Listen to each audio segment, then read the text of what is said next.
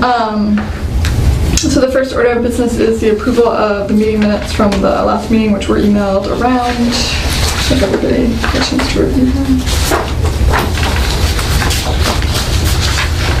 I make a motion. It's the color that was right. I make a motion. We approve the minutes. That's. I'll second. All in favor? Aye. Thank you for doing the minutes, Ben. It was at least this year. So we have public speak time, which is not related to what's before us, but just in case anybody from the city wanted to tell us something general. This almost never gets used, maybe never gets used. All right, so moving on. The only hearing on the agenda tonight is for Julie, and can you help me with your last name? Koppelus, thank you. At 60, and then is it Gow Street? Gow Street. Here in Easthampton. And the application is for a special permit for a home-based business using a commercial kitchen. A summary that seems appropriate. One thing that we thought about maybe adding in was that the approval or the permit would be effective as of the 16th, depending on the decision made by the City Council, which will be held. The City Council meeting will be held next Wednesday night. Mm-hmm. And we couldn't even do it that quickly because from the time that we file our decision, there's always a 20-day appeal period. Exactly, which is why it seems really soon to be doing this now, even though it hasn't even been passed by City Council. Just to lay the groundwork, tell you guys where we've been at. Yeah. Started this whole process in the beginning of December, and it's been very slow moving. There have been a lot of bumps in the road. We're just trying to figure out the wording of what's going on in the ordinance, what actually happened, why residential kitchens aren't allowed in Easthampton. We finally figured it out. It took about 2 months for that to happen, and then when that happened, we were waiting for meetings to trickle along. It happened slowly, and now it's May, and the farmers market started, and I think, I can't speak for everybody, but I think there is a large population of people who are pretty excited about this and want to see a little more home-based business represented at the farmers market, especially because residential kitchens are allowed in all of the other surrounding cities. And so it's kind of silly that you go to the Easthampton farmers market and all of the bakers and the people being represented are from different towns. And I think the whole idea of the local movement is to kind of keep things local, reduce your emissions, keep everybody centralized, in Easthampton. So what's your plan for your business were you to get a special permit? Excuse me? Sure. The plan for my business. The plan for my business is to run a really small bakery out of my home, specializing in sourdough breads. And if I do well at the farmers market, I hope to extend it into like a CSA model, which is a community-supported agriculture like Mountain View Farm in Easthampton. And what people do is they buy in for a share, and with the money that they buy in, you make a product and then distribute it. So there would be no traffic coming in and out of my home. I'd be delivering by bicycle and at the farmers market, so I'd have venues for my sale. Is a residential kitchen a second kitchen in your house? It is not. It is an approved kitchen. I've been working with Jackie, and it's an approved kitchen that you can. There are 2 levels of a residential kitchen, so you can either distribute on the wholesale level or you can distribute on the retail level. And if you decide to distribute on the retail level, you can only produce things that are really low hazard, like breads or nothing with like creams or anything that's going to expire and make people sick. So I want to be doing it on the retail level. It's out of my home, but Jackie, the health inspector, would go through my whole home as she would anybody's kitchen in a restaurant or something of the sort, and make sure it was up to code. And so it's on my home. Will you have any employees at all? I will not. Under the, Just yourself? just myself. Under the laws, I wouldn't be able to employ anybody other than myself. Will you be buying the supplies and bringing them to your house yourself? You won't have a truck dropping off 50-pound bags of flour? I will be, yeah. It was, that was an agreement between me and my landlord, as well as me, just the nature of being a small business. They have minimum orders on deliveries, and so I would have to order $500 of produce or product every time that I had a delivery to my house, and that's just not practical for me. So even today, I met the guy at the Roost, and I picked up 100 pounds of flour and hauled it in my trunk, and then brought it home. It's just more practical for me to operate that way. So you won't be having deliveries to the house? No, And people will not be coming to your residence? people will to not pick be up? coming to my residence to pick it up. Will you deliver to stores like Big Edie's or? Not my bread. The way that the law is set up, if I wanted to pursue a retail sale, I would have to have another set of, it's like another statewide health code that I'd have to go through a whole nother, that's the whole thing. Yeah, so I'm just sticking to the most basic, most basic.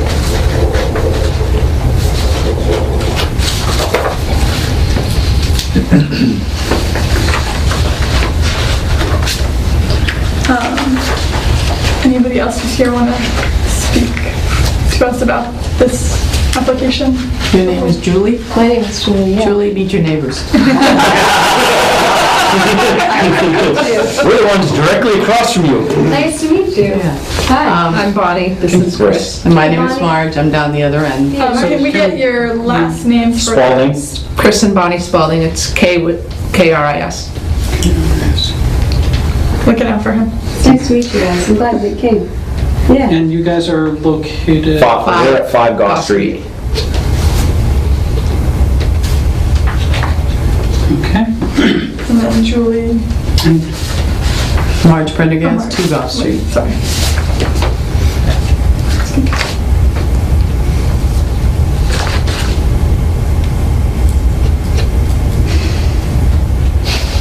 This is the hardest part of the minutes. Touch screens. This definitely sparked our interest. Yeah. The residential kitchen part was confusing because the only thing we could figure is that you must be starting a business. And what do you do with a residential kitchen? When you answered that. Honestly, my biggest concern was an awful lot of cars because that's a very busy street to begin with. Right. So you don't think that you'll be having anybody there, in or out? Actually, I think that's really important because that street is really small. There's already a lot of Especially- traffic on it because 141 is right there. They're always Well, Right. and right where we are, that's where the street narrows down by like 4 feet. And it gets even narrower, so there's cars parked on both sides of the street. You literally are down to 1 lane. We have a hard time getting in So and out that's of our our big driveway concern. because we drive a big pickup truck and it's hard to get in the driveway when there's cars parked at the end of our driveway and across the street. That was actually part of the problem when we started discussing, well, what is a residential kitchen? What the heck does that mean? And the reason why Easthampton didn't allow residential kitchens in the first place is because they were defined as bakeries. And so some guy in the 80s was like, oh, well, I'll open a bakery out of my home. And people were coming to his house, drinking a cup of coffee, having a donut, and then they he would give them a tab at the end of the thing, and then they'd be on their merry way. And so part of redefining this whole process has been saying, well, what is a residential kitchen? And I think that what we ended up defining it as was an at-home bakery where there was no retail on site, that would be...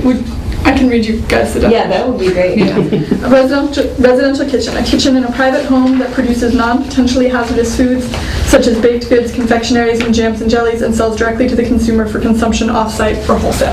There'll also be another piece added to it that will say that only no employees other than the people that live in the house. Yeah. So that was. So basically, your business would be like you spend a lot of time in your kitchen cooking, and your neighbors there won't be any extra traffic at your house, people coming in and out. It would be, your neighbors basically wouldn't know that you were running a business other than you'll walk in with a lot of big bags of groceries. And you can smell it, baby. It's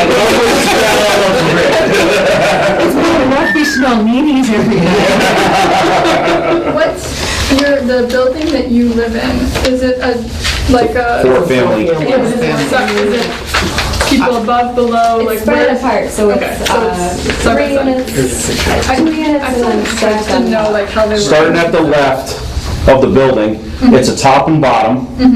I think the middle apartment's a 2-floor, 2-bedroom, and then Okay. you have the 3-bedroom on the Yeah, end. exactly. So that's a your- 2-floor, So does your 3-bedroom. kitchen abut any of the other units? Because you're going to be doing a bunch of baking with your oven on in the summer? Is what you're sounding like? That is a valid point. And- I didn't think about that. My kitchen is very open, however. Like I have 2 doors, essentially. It opens from the front and then it opens from the back. So there's a lot of ventilation. Also, the nature of making sourdough bread is that the area has to be supremely temperature controlled. Like if it's 100 degrees in my apartment, my bread's gonna flop on the floor. kills the Because it yeast. kills the yeast, it would go crazy. And so I have to be super, like, there's a variation of like 4 degrees that I can have my temperature in the kitchen in order for this process to work. So temperature control is huge for me as well as everybody else. I'm gonna have to run an air conditioner to keep it moderately temperate. But is your oven on the shared wall and the outside? Because you're at the end? My oven, so I'm on the bottom floor. Okay. My oven is almost in the center of the kitchen. And Okay. then the bathroom is behind the kitchen and my room is also behind the kitchen. So the only problem we'd have to worry about is the heat going up. Okay. What do you anticipate your hours of operations for the baking to be? Honestly, about 3 o'clock in the morning, 4 o'clock in the morning. Really early, and just get it done in the cooler hours and have it ready for about 7 a.m. and people ready. And that would be it for the day, or would you bake later in the day? No, I would just do 1 bake a day, and I would probably be baking 2 or 3 days a week. Okay. Yeah. Do you anticipate any problems with waste disposal? There's very little waste in the operation Okay. as a whole. But the only thing I can really think of as far as waste goes are just the bags of flour, and those The bags. can be recycled. All right, so... Currently, your landlord provides waste He does. pickup, He does. and he's willing to, He does. or she's willing to take on Yes. that. And if that became any kind of problem, which I can't foresee any kind of problem with that, then I would take care of it. What kind of volume are you intending to... Not huge. This is. I assume you've got it's just like a baking out regular of residential oven? I'm baking out of a residential oven, Yeah. so practically I can fit, 10 loaves at a time in that, and it takes an hour and a half for a bake, so I don't want to be doing, if it gets larger, then I have to take it to another oven, and to do it out of a home is, it's not super profitable. The idea is to Right. keep it very small in my home, and that's the only, I just want to get better at doing it so I can take it somewhere else.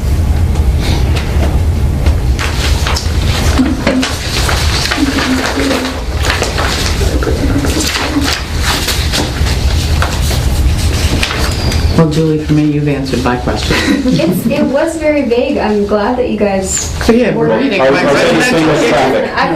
That's huge. And, Because, we have a trailer in our yard. yeah, When we come home camping, I literally block our driveway and go all the way to the little driveway where that goes in, so I can open the gate and back my trailer in. yeah, so to have cars parked Yeah, on the street would be just silly.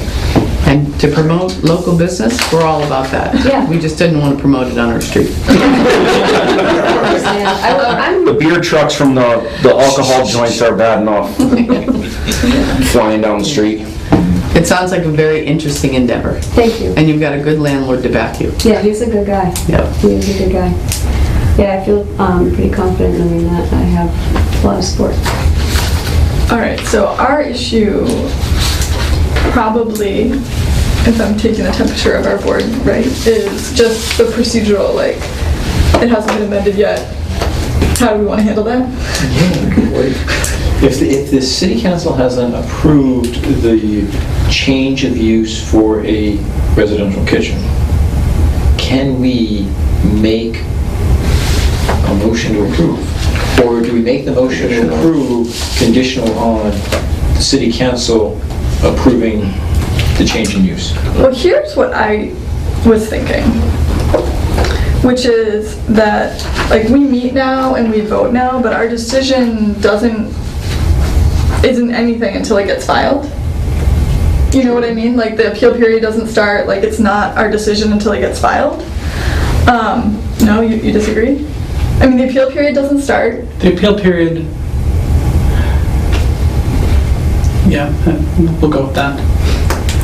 Technically. I mean, I always tell people, like, No, I mean, the appeal period doesn't start until we file our decision.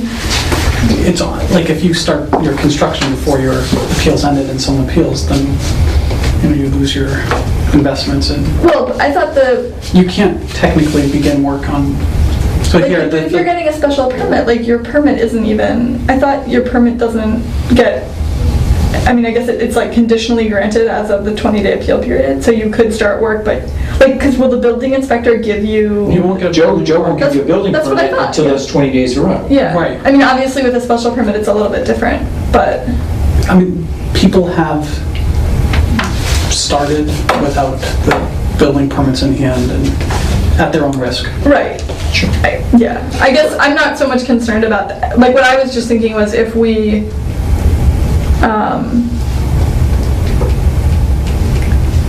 made a decision, like, we could make a decision that would be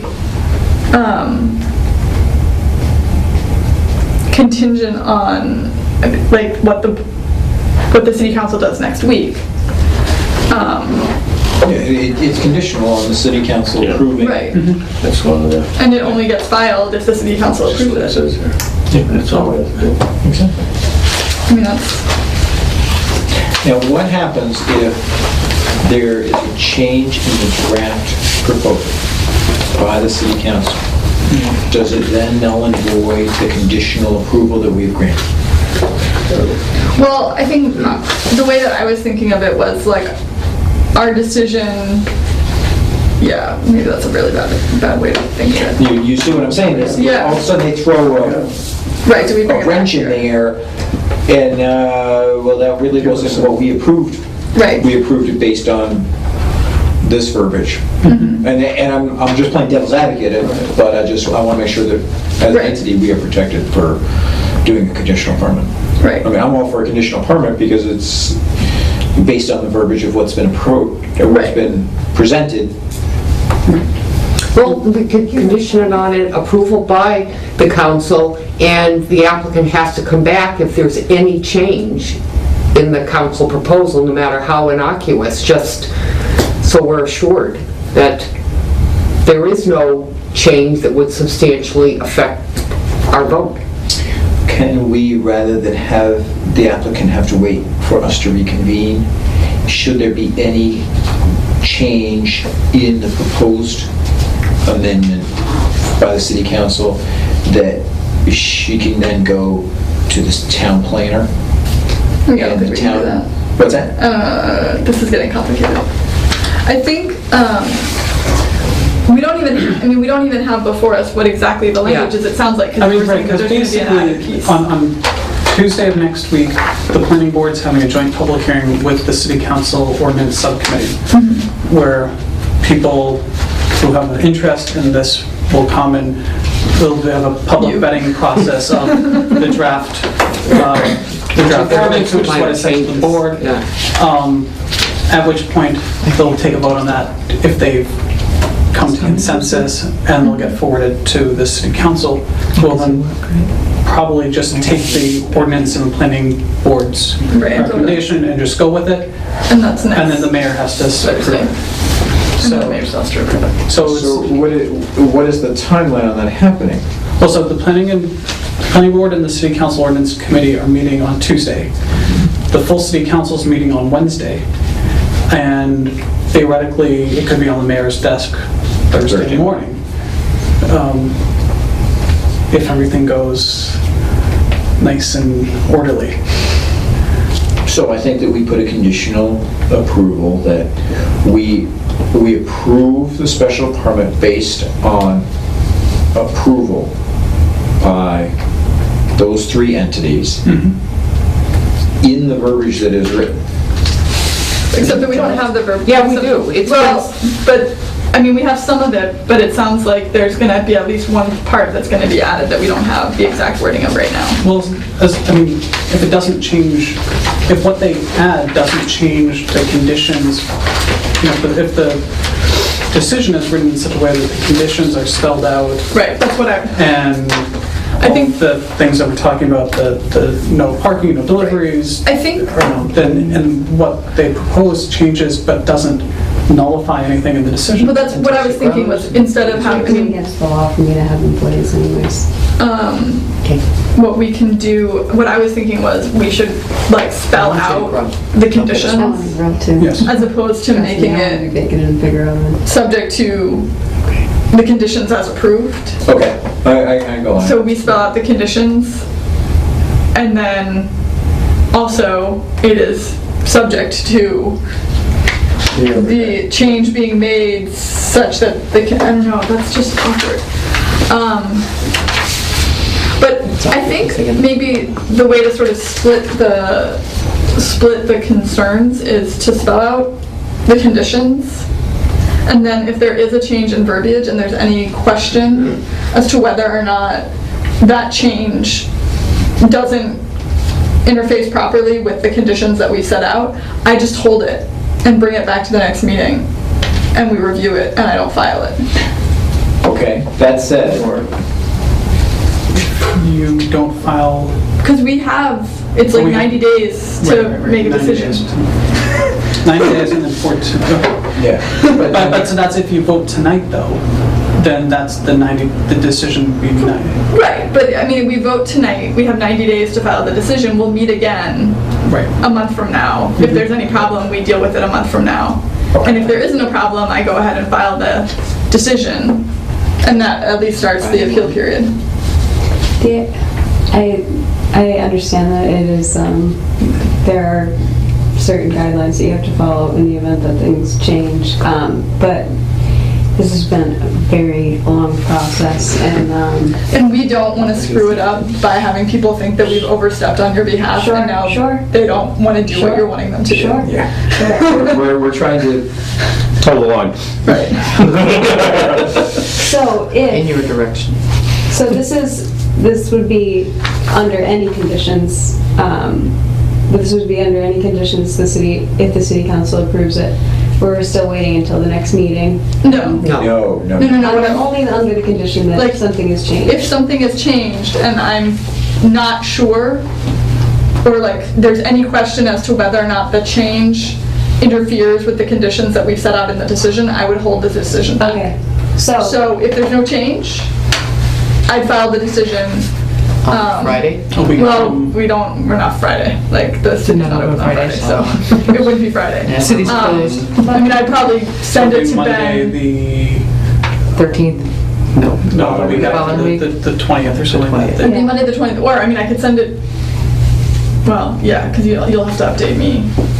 I'll be relying on you to update you to like send me the And we link. can, you can file the decision Hey, that's the line. as soon as the mayor signs it. Right, so I can get, right, if you can send me an update March. I mean, so of what whenever. has happened, You don't have to then. remember, you just got a big break. So- We're gonna scoot, you guys figure out your process. Thank you, nice to meet you. Thank you. Thanks for coming. You're welcome.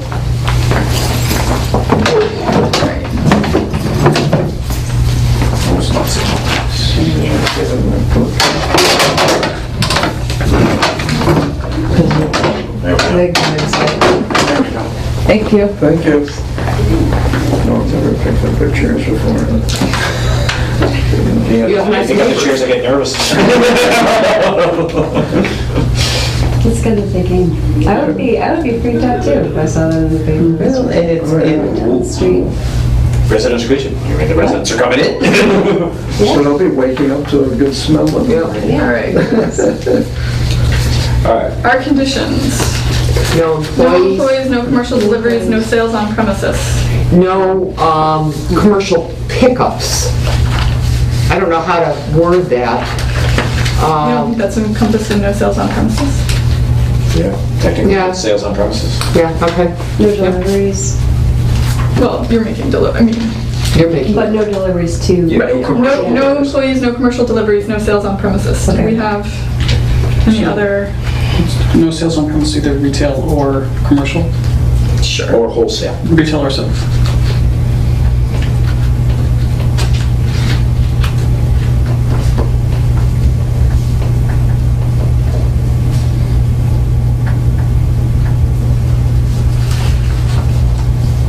All right.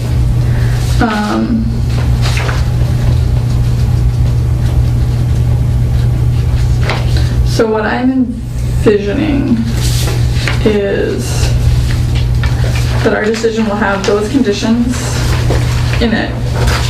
And it will also say at the beginning that we considered it under the draft language, and then I'll put, To be presented. which was, well, when I do the actual decision, by the time I'm drafting the actual decision, I can say that it's been adopted, no?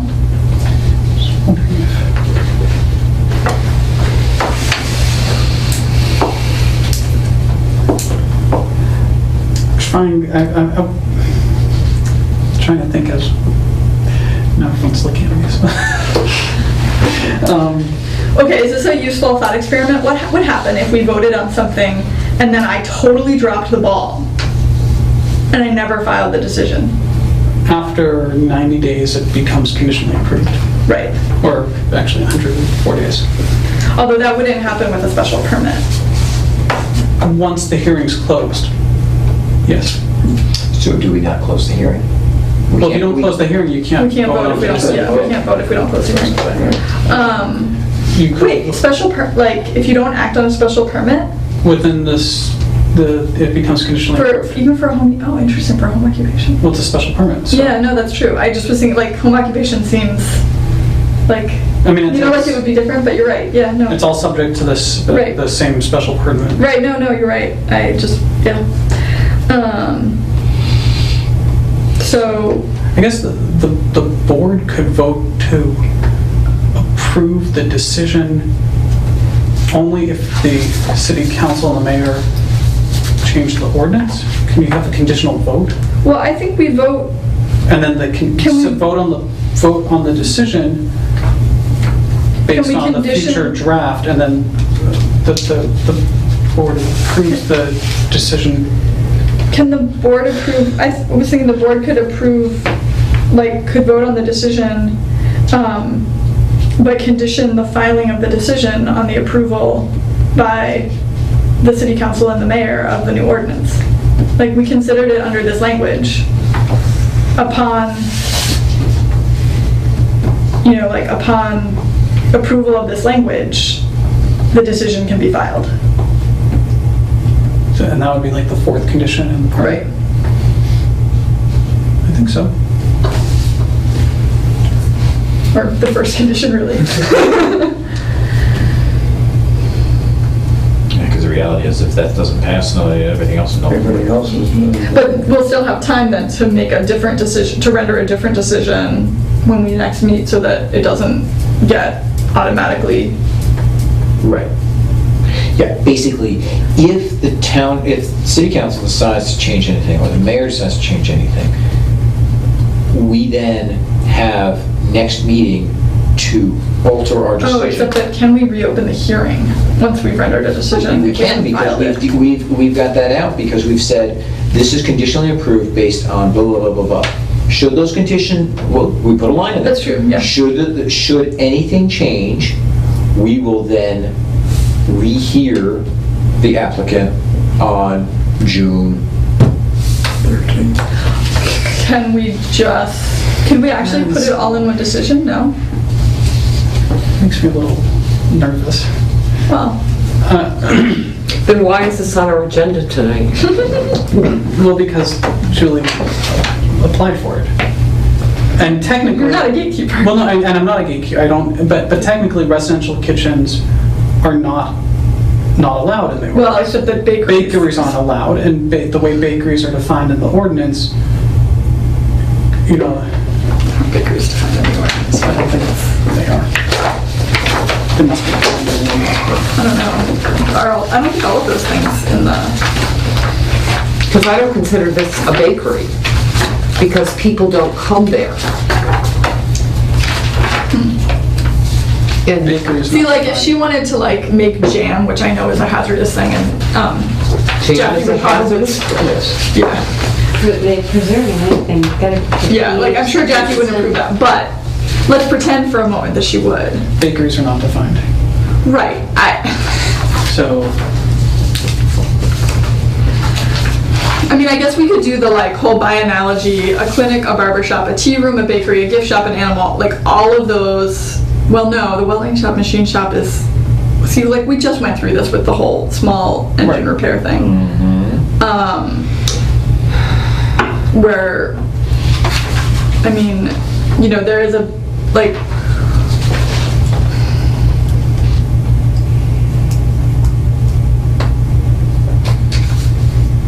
This is more like dressmaking and sewing. I mean, She's been loafing around all day. you've been saving that up, haven't you? That's a tired joke. Or handicrafts. I mean, the problem is that there is no other Right. word that is any better than bakery, and bakery is a specifically enumerated thing that is barred. Right. and there's no definition on bakery. Right, and there's no other word. And that whole reason why is why she's gone through the process of Right. trying to change the ordinance and didn't just come to the zoning board in December. Right. So, I think due diligence has been done. But see, I don't consider this a bakery. I mean, a bakery has commercial vehicles, it has employees, that's just They- a scale the thing. I mean, other what's option- happening is its bread is being baked. but it could be, handicrafts are permitted as a home occupation. You can consider the scale of her business handicrafts, where when Mattel makes things, it's a business, and it wouldn't be considered. Well, but I don't think we'd be letting that as a home occupation No, either. no. What's your suggestion? The zoning board could decide to meet a second time in May and draft the decision, circulate the draft decision, and then vote on it in the second meeting, let's say, for a 5-minute meeting, come in, vote on the draft decision, go home. There'd be nothing else on the agenda, it would just be a continuation of this hearing. Yeah. Could we just text it in? No. But only 4 of you have to be there. I think that's a And- better idea, and or we'll you'll- spend another half hour discussing I'm sure we how to can do jump in. this. All right. I actually like that idea. Who is available? We probably shouldn't. The only thing though is if we try to do it from Thursday, we might be stymied Well, because it it's- might not be done by Thursday. Do we need to re-advertise? No, because we would We're be, just continuing. we're not closing the hearing, we're continuing it, and we're making the announcement to everyone present that the hearing is continued. Right. So it's really, I mean, but it's up to the board whether or not you guys want to meet Right. for a second time, and So basically, we're looking to walk in here for 5 minutes sometime in the week of the 20th. Yeah. the decision was already drafted, it gets signed, voted on, signed, filed. It could be done during business hours, it could be done during the day, during the evening, whatever. I don't know what You're time. really funny then. Yeah, we're here all day, and I'm here all night.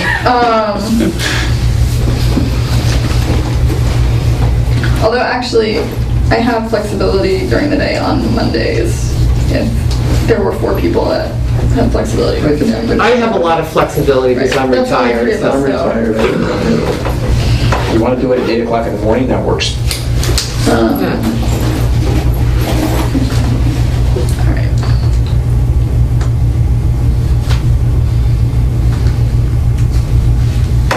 Yeah, so May 20th would be, I mean, it looks like it could be approved by, Yeah, if they're meeting on Tuesday, the 14th. and then Wednesday, May 15th, and it could be on the mayor signs it May 16th. You know, it'd probably be too close to do it that Thursday, but the Monday, the 20th. We could do it Monday, the 20th. 8 o'clock or 7 o'clock? I can't do 7 o'clock on Monday. 8 o'clock? Yeah. I can do 8 AM on Monday the 20th. I can do it. I can do it. All right, we got 4 people for 8 AM. Guys, thank you. You don't have to do that. That's really nice. You know, or we're, We all like sourdough bread. Noted. May 20th, So Ben, can 8 you, AM. We're gonna say it's continued to May 20th at 8 AM? yes, please. Okay. Anything changes, just send us a text. Yeah, And then we'll, in the meantime, we'll, either Maggie or I or well, both I of think us at this will- point we now have to meet at Monday, May 20th at 8 AM anyway, because if, Yeah, but we can we have have the to decision, continue we'll have the no, decision. no, I'm saying like, if anything changes, we actually have to meet anyway, because then we have to continue again. Well, actually, only one person has to be here to make the announcement. True. You don't actually have to open the hearing again to, That's true, we did resolve that last year. and it will be a requirement that Mike signs that on Thursday though. yeah, I mean, Should it get approved? Right, so you have to you'll let us know. I will At the end of follow the up day, to make sure that, if it's approved on Wednesday at city council, you know, I will Yes. follow up to make sure the best I can that, you know, as soon as that gets signed, Yeah. that we get that. If for some reason 8 AM Monday no longer is acceptable, are people available if we continue to our regular time, but on the 23rd? Yep. 23rd. Do we have a 4th person who can do? Yeah, I can do the 23rd. So that'll be That'll be Thursday. Thursday the 23rd. 7 At 7 PM. 7, yeah. So that's what we'll continue to if we can't do it on Monday morning, Okay. So we'll say Thursday, what's the date of May 23rd, 23rd? 7 PM.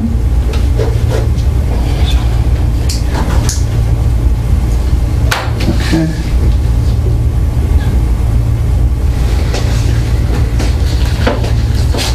And I will circulate the decision. Okay, I move that we continue this public hearing to May 20th at 8 AM. I second the motion. All in favor? Aye. All right. We're done for tonight. We do have a couple other things on the agenda, but I don't think. Thank you. It's nice meeting you all. Thank you. Look forward to going to the Oh, market, Yeah, we will. trying some sourdough. Awesome. But I don't think we really have anything to move on any of those. They're there to remind us that I should do stuff, but I haven't done anything, so. Right? Application forms, and maybe Yeah. didn't change anything. 40B rules, I'm still waiting to hear back. Right. From the DHCD lawyers. So fortunately, we don't have any comprehensive permits in front of us, so Do we have any in the horizon? yes. We have the other habitat, right? Right, exactly. The other Yeah. habitat. So we did East Street, now there's 4 Is units it on Everett? Everett Street. Okay. And there's they're still trying to figure out their But- site and. But they have a deadline, right? Like, don't they have to like get something by the end of the year or something? Or Yeah, they do have a deadline. I'm not sure where that deadline is. East Street, I think, was more pressing. It was the older project, so they Well, that had was the easier project. so they had to do that first. But they wanted to start on Everett Street first because that has an existing building. Right. And at some point, they'll decide whether they're demolishing the existing building or not. And then once they when decide do, that, they'll then we'll to come us. into.